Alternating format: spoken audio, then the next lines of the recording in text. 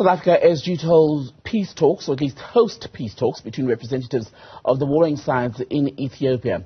It's in a bid to end 2 years of fighting in the Tigray region, which erupted in 2020. Thousands of people have reportedly been killed, while millions have been displaced by the conflict.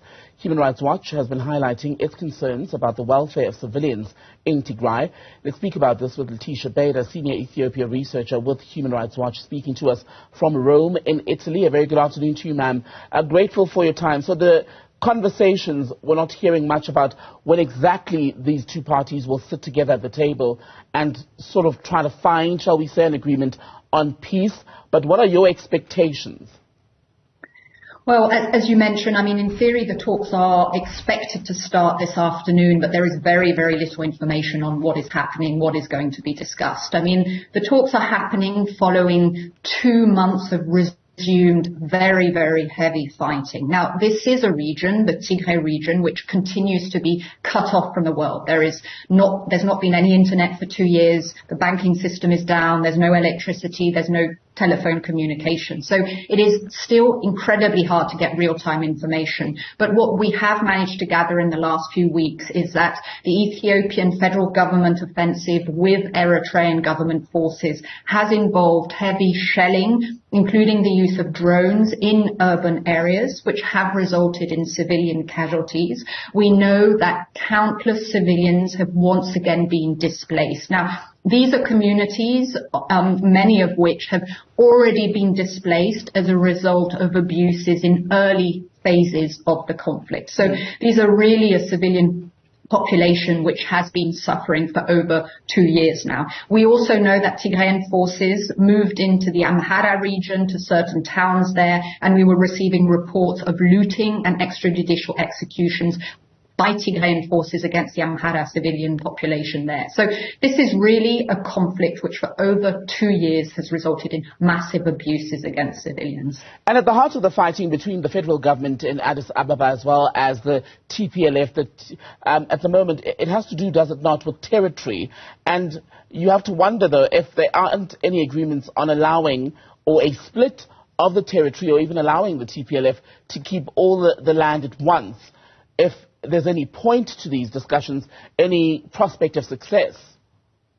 I mean, there are a host of very contentious issues, including discussions over Western Tigray zone, which has been a contested territory for decades, and where we, along with Amnesty International, have released a report documenting an ongoing campaign of ethnic cleansing against Tigrayan civilians there. So there are many contentious issues which could, as you say, take a very long time to resolve. But there are also immediate actions which the warring parties can commit to. And we would like to see that happen immediately. And in many ways, this should be happening regardless of how the talks unfold. And that's a commitment to stop directly targeting civilian populations. But on the federal government side, it is also critical that the government restores services. This is an obligation. This is not something which is a political maneuvering tool, something which can be instrumentalized. Services, basic services need to be restored, and humanitarian access. There is currently absolutely no humanitarian access into Tigray. It's been completely cut off for the last 2 months. That also needs to start flowing in again. There weren't there those corridors opened a few months ago where there was some aid that went in, even though it was limited. What was the success of that? And I wonder what was seen, observed by the people going in to help deliver this aid.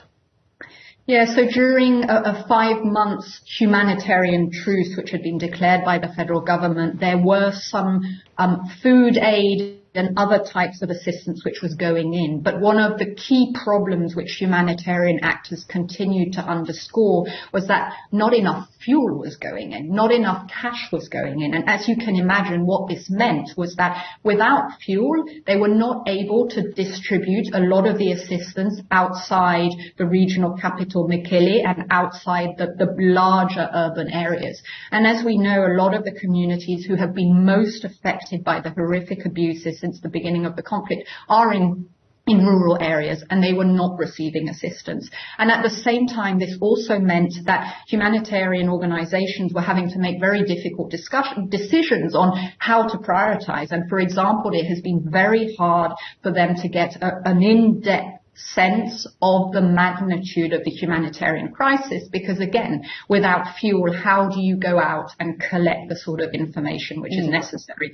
We also know that there was a shortage of medical supplies, and this obviously is affecting the ability of the health sector right now to be able to treat individuals who are being injured in the artillery shelling in the last few weeks as well. We know of hospitals which have had to shut down, who've been unable to treat people who are facing the war injuries in the last few weeks.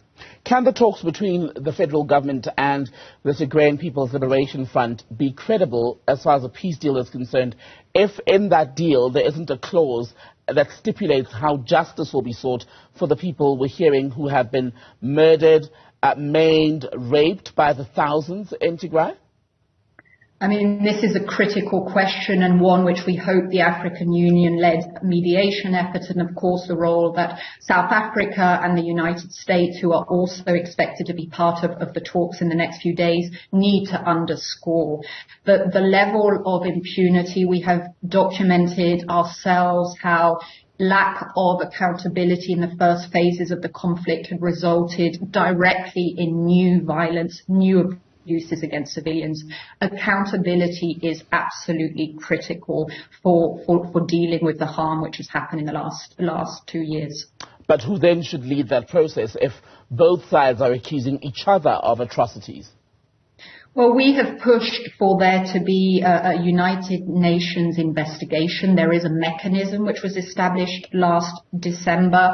Initially, there was some sign of support from the African group at the Human Rights Council. Unfortunately, just a month ago, the mandate was renewed of this commission, but we didn't at all see the sort of support from the African group. So this is absolutely critical that member states on the continent are supporting efforts which are underway. There was also an African Commission on Human and People's Rights investigation which was established, the findings of which have never been made public. So there are initiatives which can help lay the groundwork, and it is critical that their work is supported, that they are able to do their work, and that their findings are taken into account in future accountability proceedings.